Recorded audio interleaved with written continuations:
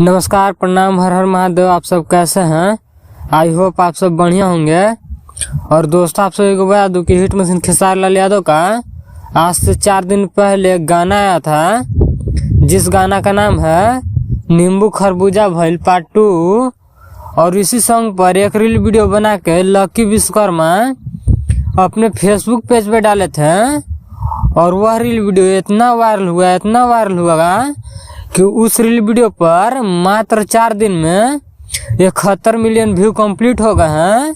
जैसे कि आप लोग स्क्रीन पर देख सकते हैं।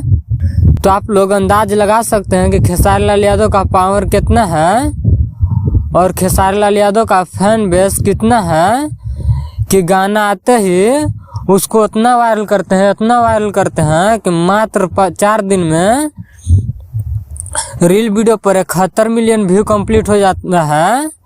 और उस रील वीडियो को आप स्क्रीन पर देख सकते हैं। अगर आप लोगों को नहीं विश्वास है तो लकी विश्वकर्मा के फेसबुक पेज पर जाइए और रील वाला ऑप्शन पर जाके इस रील वीडियो को देख सकते हैं। और दोस्तों, आप सभी को बता दूं कि 4 दिन के अंदर इस गाने पर 13 मिलियन व्यू कंप्लीट हो गया है। आप लोग स्क्रीन पर देख सकते हैं।